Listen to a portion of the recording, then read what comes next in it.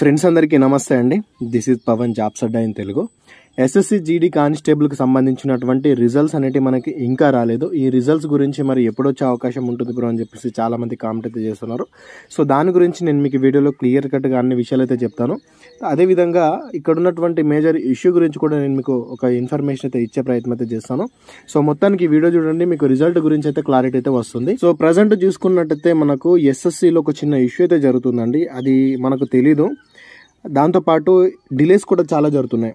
రీసెంట్గా చూసుకున్నట్టయితే మీకు లాస్ట్ టైం ఇచ్చినటువంటి క్యాలెండర్ని మీరు ఒక్కసారి అబ్జర్వ్ చేసినట్లయితే ఇది 2025-26కి సంబంధించినటువంటి జాబ్ క్యాలెండర్ అనమాట. మీరు ఒక్కసారి ఇక్కడ అబ్జర్వ్ చేసినట్టయితే మనకి మొన్న 16 ఏప్రిల్ డేట్ నాడు మనకు ఫేజ్ 30 నోటిఫికేషన్ అనేది రిలీజ్ అవ్వాలి. కాబట్టి మనకు రిలీజ్ అయితే అవ్వలేదన్నమాట. సో వాళ్ళు ఏం చేశారు అంటే, సో మీరు ఇక్కడ చూసుకున్నట్లయితే మనకి ఏప్రిల్ 16 నాడు ఒక నోటీస్ని అయితే వాళ్ళు రిలీజ్ చేయడం అయితే జరిగిందనమాట.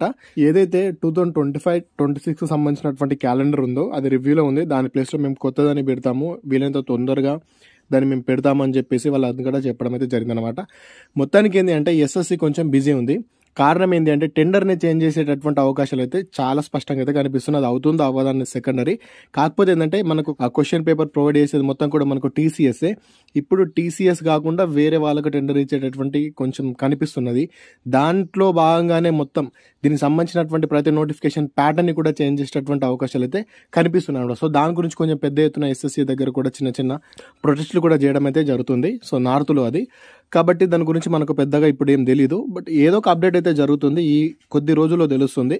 ఆ అప్డేట్ వచ్చిన తర్వాత ఏదైతే కొత్త క్యాలెండర్ ఉందో ఆ క్యాలెండరే కానివ్వండి, ఏదైతే పెండింగ్లో ఉన్నటువంటి నోటిఫికేషన్ అంటే ఇప్పుడు ఎస్ఎస్సి జీడీ ఉందో దానికి సంబంధించినటువంటి రిజల్ట్ కూడా సో మనం చూసుకోనికి అవకాశం అయితే ఉంటుంది. అయితే మరి చాలా మంది క్వశ్చన్ రావచ్చు, బ్రో మరి మనకు రిజల్ట్ ఎప్పటి వరకు వచ్చేటటువంటి అవకాశాలు ఉంటాయని చెప్పేసి. సో చాలా మంది కామెంట్ కూడా చేస్తున్నారు ఈ క్వశ్చన్ కోసమే.